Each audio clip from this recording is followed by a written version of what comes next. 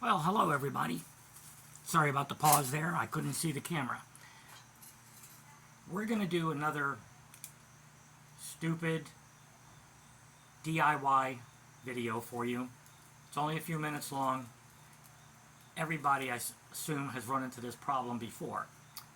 You got one of those beach chairs with the webbing that's gone bad? Well, you know that beach chairs are expensive. And you hate to throw out a perfectly good frame, as I did. Well, the webbing repair kits run like around 20 bucks on Amazon and eBay, but they're an awful lot of work. You have to do every piece individually, make sure that they're all cut the same size, etc., etc. Well, I came up with another solution, and I didn't record while I was doing it because I wasn't sure how it was going to work. So I'm going to show you real quick. This is what's left of the chair that I took apart. It looked like this at one time. This one here needs to be done also, but I'm not going to do it today. What I did was I removed all of these old straps, webbing straps, and it requires a special bit, which I did not have.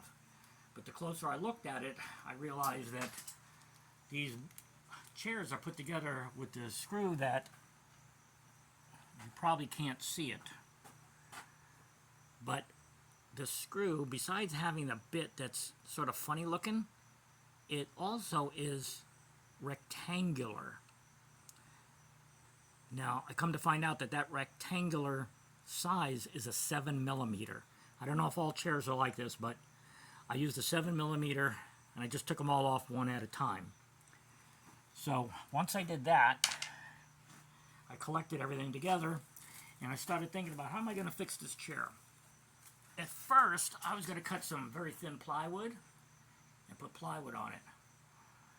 And then while I was looking for a piece of plywood, I saw something on the bottom of my, on the floor. And I said, you know what?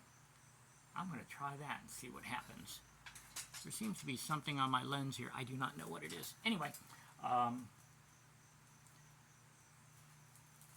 it works. That's all I can tell you is. Let me show you here real quick, okay? I'll take you here with me. What I found was, toss all that away, and there was a lot of it. Where I live here, I replace screening almost annually.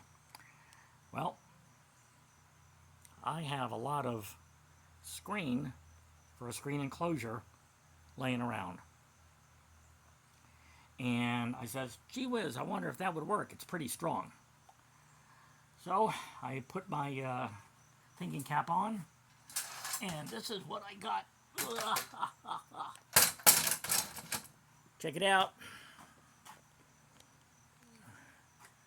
You can see right through it, but that is screen.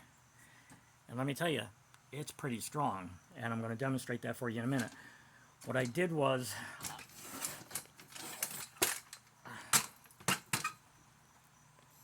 I rolled it over, the chair that is, and then I took a piece of screen, folded it in half this way, and then I doubled it over this way, starting with the center screw, pulling it tight to the center screw, and then back and forth until I got it real tight. I did add corner reinforcement on all four corners, added an extra screw. I used self-tapping screws, and it came out, it worked quite well. So I don't know how this is coming out, but we'll see here in a second. I'm going to show you that this is pretty strong. Okay, there's the chair. Let me set this down somewhere where you can see me, and I will sit in it without falling through. Okay, there we go.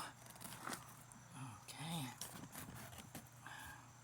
Sorry about the amateur photography here. Okay, here's the chair. I weigh 150 pounds. Ugh. It works. It works really good. And it cost me nothing because I had the screws in the, I had the screen already here, and I had a box of screws. I did not reuse those other screws because they're a real pain in the neck. I used self-tapping Phillips drive screws, as you saw. Anyway, I don't know if this means much to anybody, but I saved a whole lot of money doing it this way, and I got so much screen left over that I can repair this anytime I want.